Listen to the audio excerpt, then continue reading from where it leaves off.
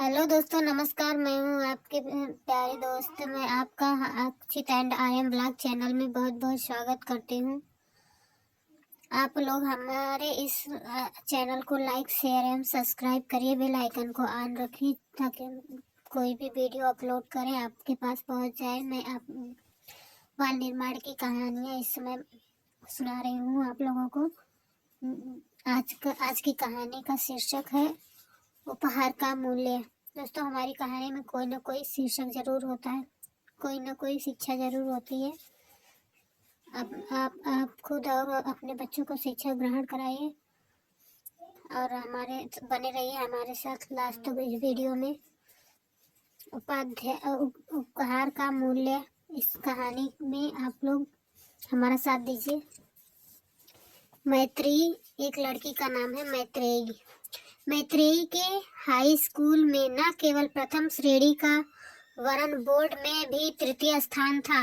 उसकी इस उपलब्धि पर कॉलेज को गर्व था। उसकी जैसी प्रतिभाशाली छात्राएं कॉलेज में कभी कभी ही आती हैं। खेल कूद, सांस्कृतिक कार्यक्रम, वाद विवाद आदि विविध कार्यकलापों में भी वह अपनी प्रतिभा का प्रदर्शन करती थी। मैत्रेयी को प्रथम आने के कारण 2 छात्रवृत्तियां मिली, एक बोर्ड की और दूसरी मंडल की। यूं तो दोनों पर ही उसका अधिकार था, परंतु वह सोचने लगी, यदि किसी छात्रवृत्ति में किसी अन्य छात्रा को दे दूं तो अधिक उपयोगी होगी। मैत्रेयी की कक्षा में एक छात्रा थी जिसका नाम था अमल। सीधी सी होशियार छात्रा। परीक्षा के दिनों में बीमार पड़ गई तो 4 अंक से उसकी प्रथम श्रेणी रह गई। पिता वृद्ध और सामान्य सी स्थिति के थे। वे उसे जैसे तैसे पढ़ा रहे थे। अमला की प्रथम श्रेणी में आ जाने का मैत्रेयी को भी दुख था। वह उसकी आर्थिक सहायता करना चाहती थी, परंतु वह भी जानती थी कि अमला बहुत ही स्वाभिमानी है। प्रत्यक्ष रूप से वह कभी सहायता नहीं लेगी। मैत्रेयी ने विचार किया और अंत में उसे हल मिल गया। वह प्राचार्य के पास पहुंची और उन्हें अमला की पारिवारिक स्थिति बताकर वह सुझाव दिया कि वे उसकी एक छात्रवृत्ति अमला को दे दें। प्राचार्य को भला इसमें क्या आपत्ति हो सकती थी। उन्हें तो मैत्रेयी के मुख से ऐसी बात सुनकर बहुत प्रसन्नता हो रही थी। मैत्रेयी की छात्रवृत्ति अमला को दे दी गई।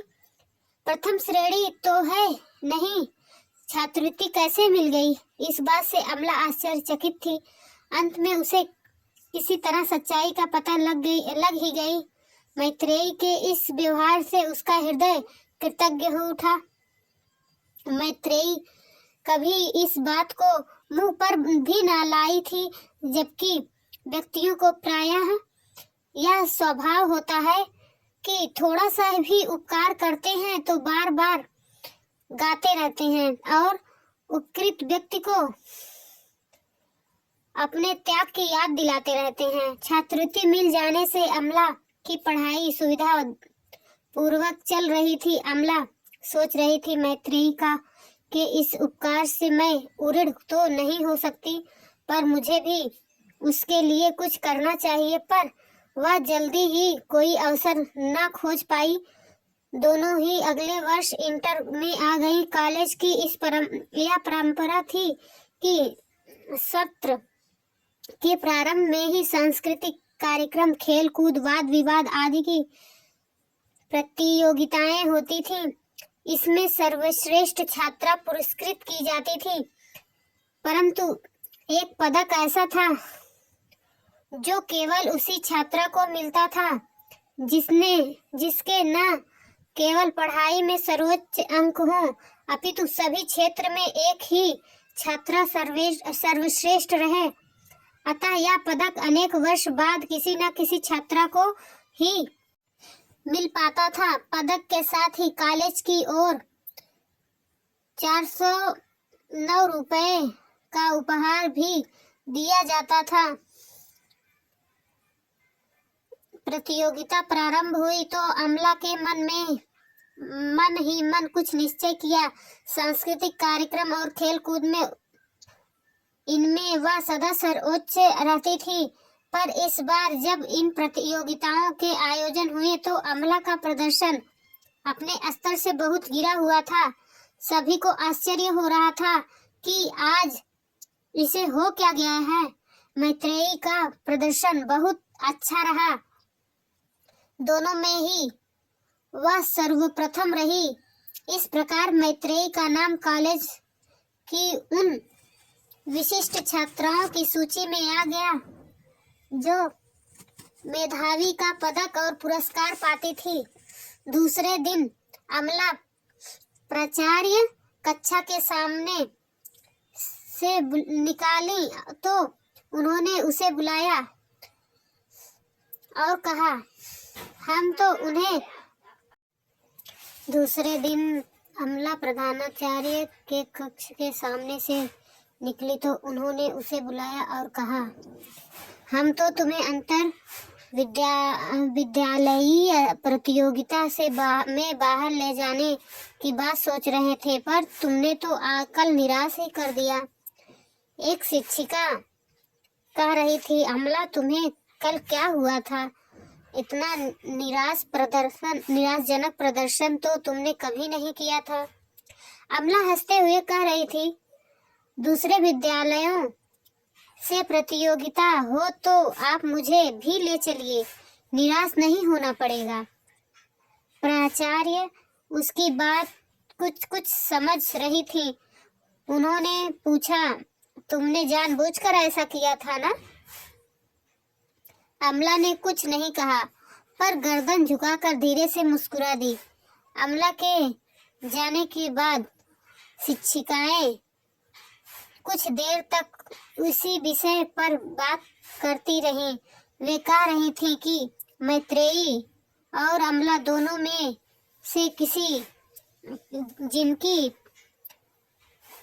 जिसकी जितनी प्रशंसा की जाए उतना ही कम है। धन तथा सम्मान की कामना में अंधे बने व्यक्ति गलत से गलत काम करने में भी नहीं झिझकते, परंतु यहाँ तो दोनों ने ही त्याग का अनुकरणीय उदाहरण प्रस्तुत किया है, जो कि बच्चों को अनुकरण करने योग्य है। दोस्तों, इस कहानी में यह शिक्षा मिली है कि हमें अपने बच्चों को त्याग सिखाना चाहिए, क्योंकि बच्चों में त्याग होना बहुत ही आवश्यक है। और छात्रवृत्ति कभी कभी ऐसा होता है कि गलत हाथों में पहुंच जाती है, जो उसके योग्य नहीं है उसको मिल जाता है, और जो गरीब पिछड़े वर्ग के लोग होते हैं उनको नहीं मिलता है।